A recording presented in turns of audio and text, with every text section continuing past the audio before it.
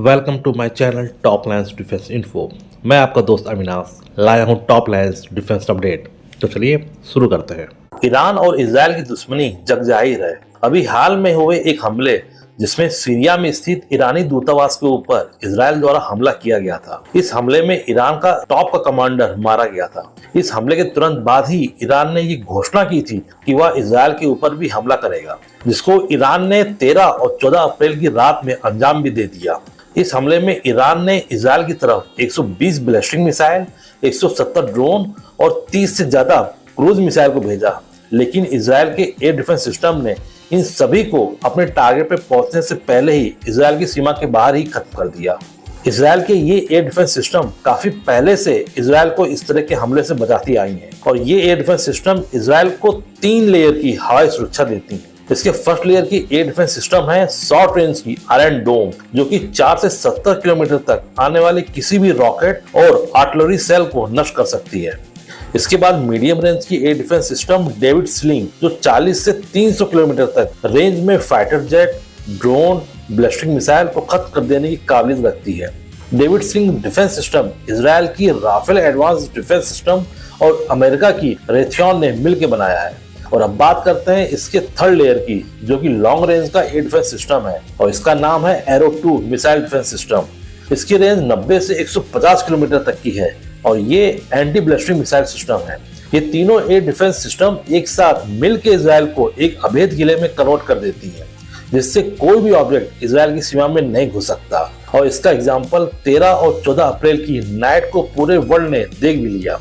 अब बात करते हैं, क्या इंडिया के पास भी इजराइल जैसा एयर डिफेंस सिस्टम मौजूद है जो इसे पाकिस्तान और चाइना जैसे देशों की मिसाइल और ड्रोन से इंडिया की सीमाओं को बचा सके? तो इसका जवाब है हाँ। इंडिया के पास भी एक कैपेबल और भरोसेमंद एयर डिफेंस सिस्टम मौजूद है और भविष्य के खतरों को देखते हुए इंडियन आर्म फोर्सेस लगातार इस दिशा में प्रोग्रेस भी कर रही है। अब in Indian air defence system के बारे में विस्तृत तरीके से बात करते हैं, और उससे पहले हमें एक बात समझनी होगी कि हम इन एयर डिफेंस सिस्टम के कवरेज की तुलना इजराइल के एयर डिफेंस सिस्टम कवरेज से नहीं कर सकते, क्योंकि इंडिया का एरिया और इजराइल के एरिया में जमीन आसमान का अंतर है। जितने एयर डिफेंस सिस्टम को तैनात कर इजराइल अपने पूरे एरिया को कवर कर सकता है, इंडिया उतने सिस्टम लगाकर अपना एक तरफा बॉर्डर भी कवर नहीं कर सकता। इसलिए इंडियन एयर डिफेंस सिस्टम एक एरिया स्पेसिफिक कवरेज ही दे पाएगा, जैसे BMD system specific Delhi NCR और मुंबई सिटीज के लिए डेवलप किया जा रहा है। बाद में इसमें और कई सिटीज को जोड़ा जाएगा। अब बात करते हैं इंडियन एयर डिफेंस सिस्टम के बारे में। सबसे पहले very short range air defence system आता है, जिसको हम VSOT भी कहते हैं। करंटली इंडियन आर्मी रशिया से इंपोर्ट ईगला एस सिस्टम का यूज कर रही है। इसकी रेंज 7 किलोमीटर की होती है और 3.5 किलोमीटर तक ऊंचाई तक ये मार कर सकता है। इंडियन आर्मी काफी लंबे समय से ईगला M सिस्टम का यूज कर रही थी, जो कि अब पुराने पड़ चुके हैं। ईगला S इन्हीं ईगला M का एडवांस वर्जन है। इनके अलावा DRDO अब इंडियन आर्मी के लिए indigenously man portable air defence system को भी डेवलप कर रही है, जो कि अगले 1-2 साल के अंदर प्रोटेक्शन में आ जाएगा और इनको बल्क में इनका निर्माण किया जाना है।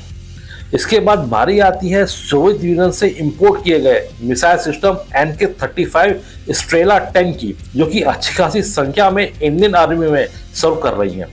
इन सिस्टम की फायरिंग रेंज 5 किलोमीटर तक है, जो 3.5 किलोमीटर तक ऊंचाई पर उड़ने वाली किसी भी फास्ट मूविंग ऑब्जेक्ट को निशाना बना सकती है। इनके अलावा 2 गन सिस्टम भी ऐसे हैं जो इन मिसाइल सिस्टम को सपोर्ट करते हैं। उसमें से एक है L-70 बोफोर्स गन, जिसकी रेंज 12.5 किलोमीटर तक होती है। ये सीमित संख्या में इंडियन आर्मी में इंडक्ट किए गए हैं। और दूसरी गन सिस्टम है ZU-23। ये gun system Indian army 2 variant में यूज करती है। पहली टो गन सिस्टम है और दूसरी सेल्फ प्रोपोल्ड गन सिस्टम है।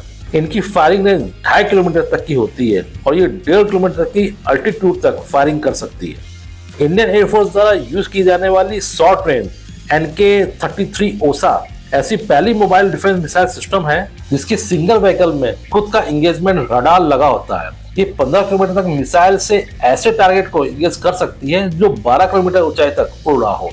अभी तक मैंने जिन एयर डिफेंस सिस्टम की बात करी है, ये सभी वेरी शॉर्ट रेंज से शॉर्ट रेंज के बीच के डिफेंस सिस्टम थे, और अब मैं जिन एयर डिफेंस सिस्टम की बात करूंगा वे सभी शॉर्ट रेंज से मीडियम रेंज के मिसाइल डिफेंस सिस्टम होंगे। और इनमें मैं सबसे पहले बात करूंगा इजराइल द्वारा दिए गए स्पाइडर मिसाइल सिस्टम की, जो कि 18 की संख्या में इंडियन एयरफोर्स को उपलब्ध कराए गए थे। इस सिस्टम में दो तरह की मिसाइल होती हैं।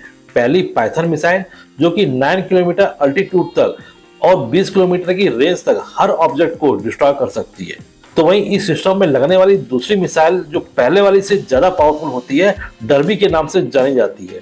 ये मिसाइल 16 किलोमीटर की अल्टीट्यूड पे उड़ने वाले और 50 किलोमीटर तक की रेंज पे हर एक फाइटर प्लेन, हेलीकॉप्टर और हॉस्टाइल मिसाइल को निशाना बना सकती है। इस सिस्टम के अलावा इंडिया द्वारा डेवलप किया गया आकाश सिस्टम भी है, जो कि 45 किलोमीटर की रेंज और 18 किलोमीटर अल्टीट्यूड तक मिसाइल को खत्म कर सकती है।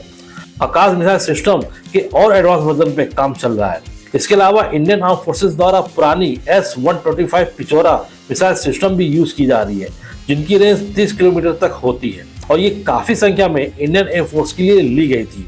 अब बात करते हैं इंडिया के लेटेस्ट और एडवांस बराक 8 या MRSAM सिस्टम की, जो कि इंडिया की DRDO और इजराइल के इजराइल एरोस्पेस इंडस्ट्री द्वारा जॉइंटली बनाया गया है। और ये शॉर्ट रेंज डिफेंस सिस्टम और लॉन्ग रेंज डिफेंस सिस्टम के बीच के गैप को फिल करने के लिए बनाया गया है।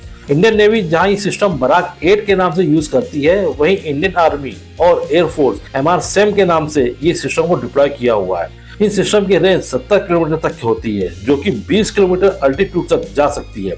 DRDO इस सिस्टम के और एडवांस वर्जन पे काम कर रहा है, जिससे इसकी रेंज बढ़ जाएगी।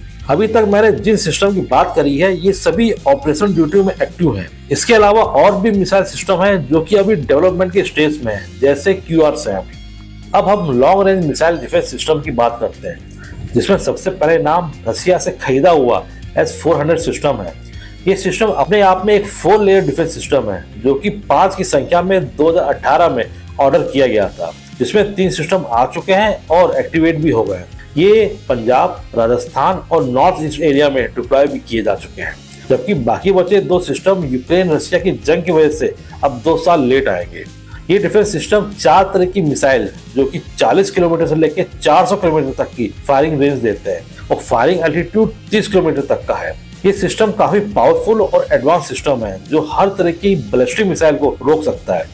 इंडिया इस तरह के सिस्टम को और अधिक संख्या में डिप्लॉय करने के लिए 2018 से ही प्रोजेक्ट कुसा पे लगा हुआ है, जो कि S-400 के पैरेलल ही काम करेगा।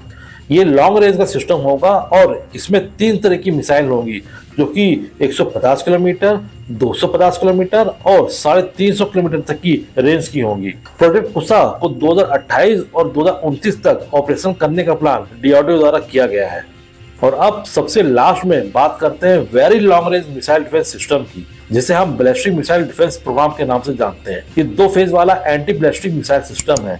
ये सिस्टम कारगिल जंग के तुरंत बाद शुरू किया गया था, जिसके तहत दिल्ली और मुंबई जैसे शहरों को प्रोटेक्शन देना था।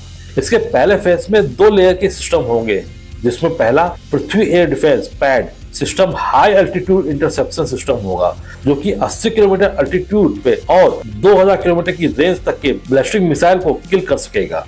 वहीं अगर कोई मिसाइल पैड से स्किप भी हो जाती है, तो इसकी second layer advance air defence, जिसकी रेंज 200 किलोमीटर तक होगी और फायरिंग अल्टीट्यूड 30 किलोमीटर तक, वो बाकी बची मिसाइल को नष्ट कर सकेगा। फर्स्ट फेज का ये सिस्टम 5000 किलोमीटर का एरिया कवर करके रखता है।